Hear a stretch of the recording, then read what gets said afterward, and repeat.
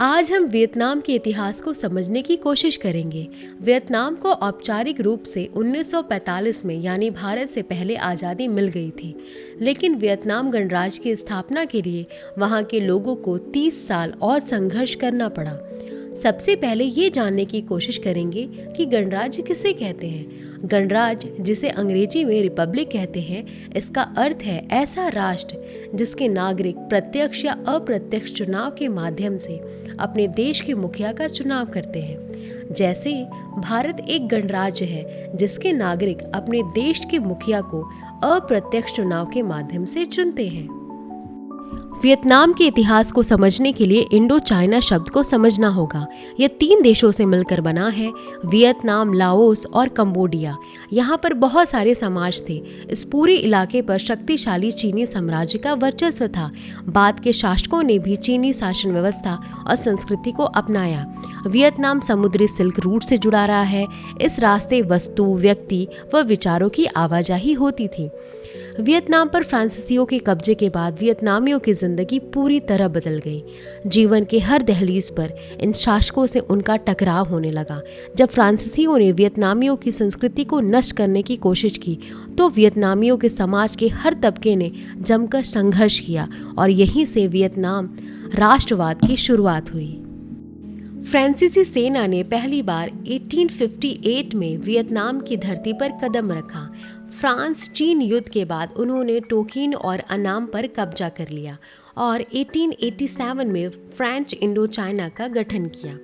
Vietnam में फ्रांसीसी किस्म के स्कूल खोले गए और पढ़ने का माध्यम अनिवार्य रूप से फ्रांसीसी भाषा कर दी गई। इन स्कूलों में दाखिला लेने की ताकत केवल वियतनाम के धनी वर्ग के पास ही थी और ये देश की आबादी का छोटा हिस्सा था। जो विद्यालय में दाखिला ले भी लेते थे तो सफल नहीं हो पाते थे या कुछ को जानबूझकर फेल कर दिया जाता था। 1925 के आंकड़ों के आधार पर 1.7 करोड़ की आबादी में स्कूल की पढ़ाई पूरी करने वालों की संख्या 400 से भी कम थी। 1926 में वियतनाम में एक बड़ी क्रांति की शुरुआत हुई, जब साइगोन नेटिव गर्ल्स स्कूल में एक वियतनामी लड़की को कतार में जाकर पीछे बैठने को कहा गया और उसकी जगह पर फ्रांसीसी लड़की को बैठने के लिए कहा गया। वियतनामी लड़की ने सीट छोड़ने से इनकार कर दिया। स्कूल के प्रिंसिपल एक कोलोन यानी फ्रांसीसी थे। उसने उस लड़की को विद्यालय से निकाल दिया। बाद में जनता के आक्रोश से वापस विद्यालय में लेना पड़ा, परंतु इस घटना ने वियतनाम में क्रांति की चिंगारी लगा दी। वियतनामियों को लगने लगा कि वह अब अपने देश की जमीन के साथ साथ अपने गौरव, संस्कृति, सभ्यता सब खो रहे हैं। फ्रांसीसियों ने आधुनिक वियतनाम की स्थापना के लिए हनोई का पुनर्निर्माण किया। फ्रांसीसी आबादी वाले हिस्से को खूबसूरत, साफ सुथरा, चौड़ी सड़क और जल निकासी वाला बनाया गया, परंतु देसी बस्ती में ऐसी कोई सुविधा नहीं थी। पुराने शहर का सारा कचरा, गंदा पानी सीधे नदी में बहा दिया जाता था, जो बारिश में सड़कों पर तैरने लगता, और यहीं से शुरुआत हुई प्लेग की। आधुनिक शहर की पहचान कहे जाने वाले विशाल सीवर ही चूहे के लिए आदर्श जगह कहलाने लगे। इन रास्तों से चूहे पूरे शहर में बेरोक टोक घूमते थे और फ्रांसीसियों के घर में घुसते थे। 1902 में चूहे को पकड़ने की मुहिम चलाई गई।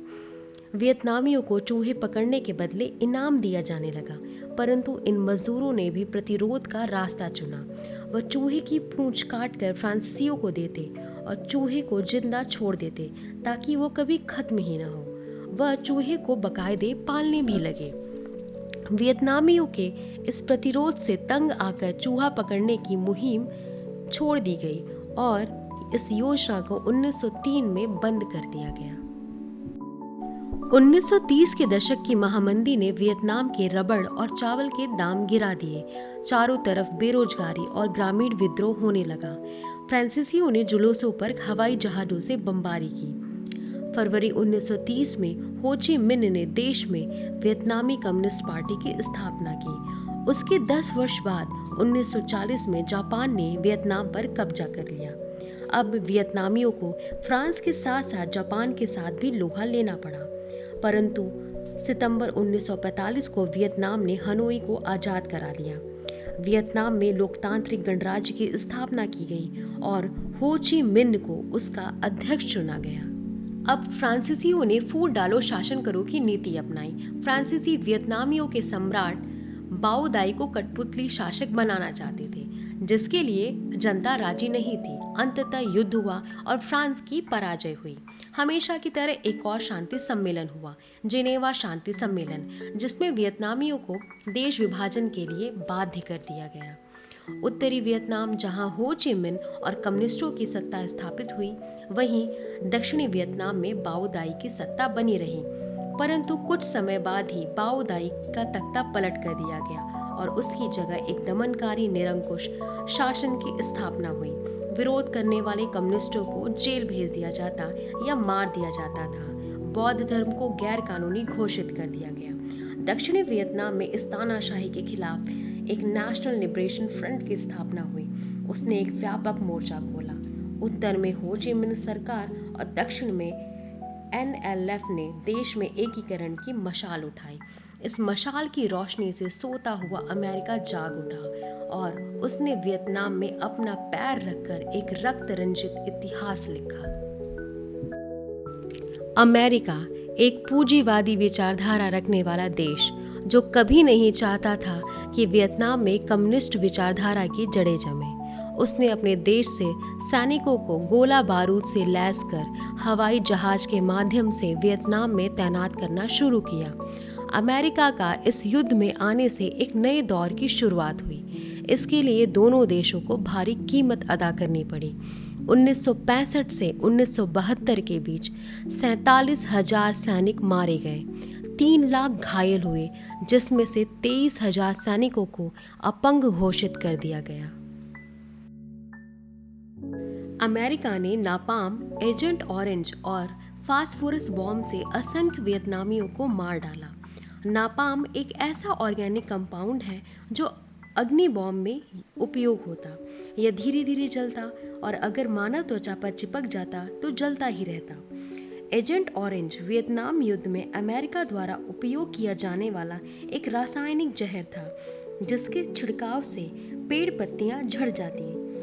इन्हें एजेंट ऑरेंज इसलिए कहा जाता क्योंकि ये जिन ड्रम में रखे जाते उन पर ऑरेंज कलर की पट्टियां बनी रहती।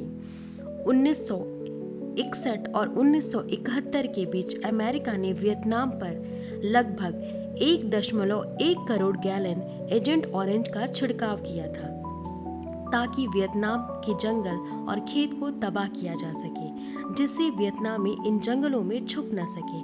परंतु इससे 14% खेतिहर जमीन नष्ट हो गई और कैंसर का जन्म हुआ और वियतनामियों को जन्मजात विकलांगता मिली। ऐसा नहीं है कि अमेरिकी जनता अमेरिका के वियतनाम युद्ध में हस्तक्षेप से खुश थी। वह खुश नहीं थे और अपने देश में अमेरिकी सरकार का विरोध कर रहे थे, क्योंकि इस युद्ध में भेजे गए सैनिक जो मर रहे थे, अपंग हो रहे थे, वह अमेरिका के अमीरों के बच्चे नहीं थे। वह अमेरिका के अल्पसंख्यक गरीब, मेहनतकश कामगार और मजदूरों के बच्चे थे, जिनके प्रति सरकार की कोई भी हमदर्दी नहीं थी। वियतनाम में हो ची मिन्ह नाम का एक भूल भुलैया मार्ग था, जिसकी बदौलत वियतनामी यह युद्ध जीतने में सफल रहे। फुटपाथ और सड़क के इस विशाल नेटवर्क के जरिए वह उत्तरी वियतनाम से दक्षिणी वियतनाम में सैनिक व रसद भेजते थे। यहाँ छोटे छोटे सैनिक अड्डे और अस्पताल बने होते थे। इस मार्ग का ज़्यादातर हिस्सा लाओस और कंबोडिया में पड़ता था। कई सिरे दक्षिणी वियतनाम तक पहुँचते थे। अमेरिका ने इस मार्ग पर बेहिसाब बमबारी की, पर वह इसे तोड़ नहीं पाए, क्योंकि यहाँ के मेहनतकश देशभक्त कर्मठ वियतनामी नागरिक इसे मरम्मत कर तुरंत ठीक कर देते थे। अब बारी आती है वियतनामी महिलाओं की, जिन्होंने इस युद्ध में अदम्य साहस का परिचय दिया। इन्होंने इस युद्ध में अमेरिका के खिलाफ कभी सैनिक बनकर हथियार उठाए तो कभी कूली बनकर पीठ पर 25 किलो तक का वजन लादकर उत्तरी वियतनाम से दक्षिणी वियतनाम तक का सफर तय किया। इन औरतों ने योद्धा के साथ साथ कामगारों का भी रूप धारण किया। एक हाथ में राइफल तो एक हाथ में हथौड़ा। यह कूली का काम करते, घायलों की मरहम पट्टी करते, भूमिगत कमरे व सुरंग बनाते, तो कहीं सड़कों पर लगातार पहरा देते, कहीं विध्वंस किए गए नए मार्गों की मरम्मत करते। वियतनाम युद्ध अमेरिकी सरकार की पूंजीवादी सोच और वियतनाम नागरिकों की देशभक्ति के बीच लड़ी गई एक महान लड़ाई थी। इस युद्ध को विश्व का पहला टेलीविजन युद्ध कहा जाता है, क्योंकि इसके हर रोज के दृश्य को टेलीविजन पर प्रसारित किया जाता था। टेलीविजन पर इन दृश्यों को देखकर विश्व की जनता का अमेरिका के प्रति मोह भंग होने लगा और पूरे विश्व में अमेरिका की आलोचना होने लगी। और अंत में इस युद्ध में वियतनाम के महान कर्मठ देशभक्त नागरिकों की जीत हुई। जनवरी 1974 में पेरिस शांति समझौते पर अमेरिका हस्ताक्षर कर वियतनाम से अपने सैनिकों को वापस बुला लेता है और यह टकराव यहीं पर खत्म हो जाता है।